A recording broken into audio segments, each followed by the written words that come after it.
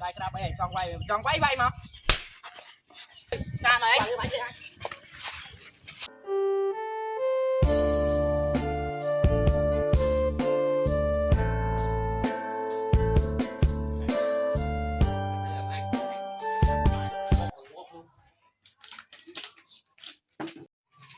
Cái này chắc mở kia mày.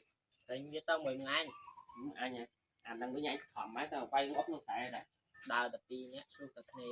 Đúng rồi. Bu mau không bộ. Tao cho người chặt cho bóng phải chặt bán bu con ngọt ra này. Nước trong su ra này. Đang say con, đào tập đi nhé, xuống tập này rồi. Chẳng trong đó máu thôi. Sao không? Tới này. Trong cho biết rồi trong đau quá.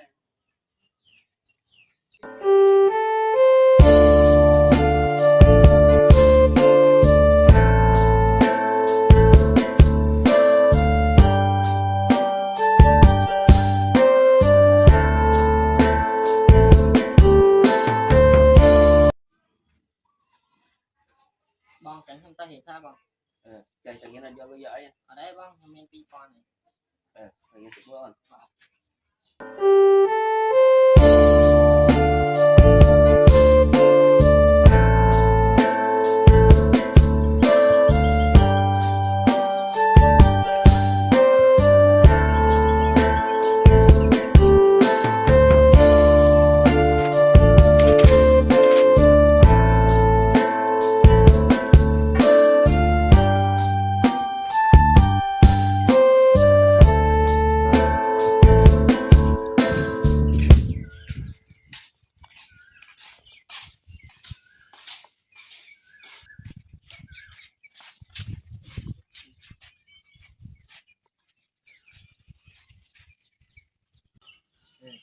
Ai bao bọc này anh có anh thử mà. Thời nay mốt để bên đâu bao hiểm tiền.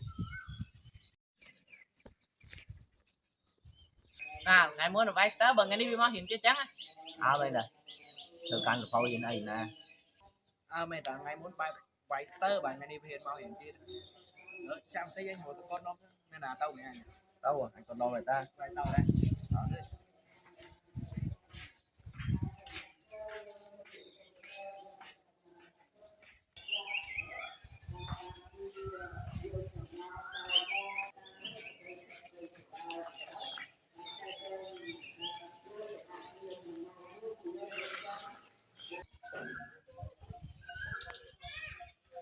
Chọn ra mua này và thay mấy. Ngày mới vay về. Cái trái ngày mới vay về tao ngày cho má hộ mua thôi. Ngày mua nhập một té nó khỏi vậy. Ở bên đưa cái chọn vay nhiều hoài.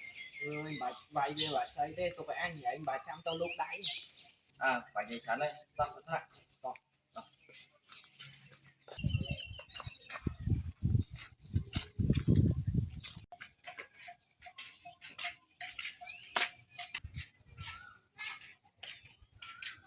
Tao phải hỏi xin heo á. Dạ, các bạn đừng lấy. Còn hết đấy tao không ngon thật.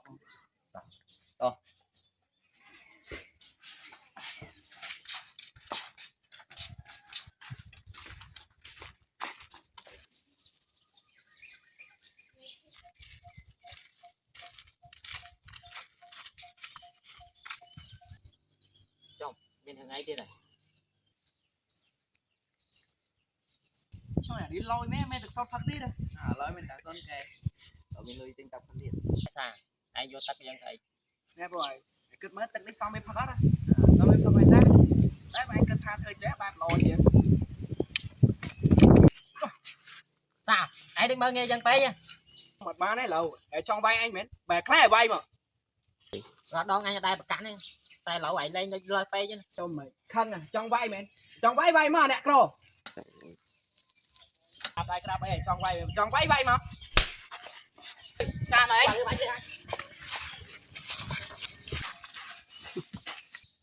Chồng mình được ấy nữa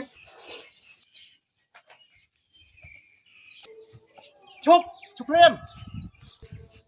Ấy sao má gai cùng máu rồi. nãy mình ấy bàn vay cái gì Ở đấy lúc cô. Lúc cô anh đi vay nhau môn này. Nâng ấy lúc cô. Anh đang khó cho vay cái môn. thèn mình được ấy bàn vay kia dân thèn khô qua nắng khô hương nhóm món á Mẹ lực khổ nó khó vậy, nó sắp học ai cái môn chưa xuống đi nhau mà. Mẹ lực khổ. Mang chốt một cái này chẳng là cụ vô lòng pi bạch hè ngày chẳng bà sân chơi phần khăn đọc ngày cao tiết cụ dân mà mình có phía trả chót không trả đi phần đường tiền xa ta trả đi là bảo dưỡng tư vi mình bắt như hình này bà sân thì cạn này miên hừng sang là lơi nó trả đi tiết tôi nó mình cho cụ dân là tam phần bạc vừa ăn nào cái này ok bạch thế bạn ta có cụ phần nào nên là thảo chứ này nó khổ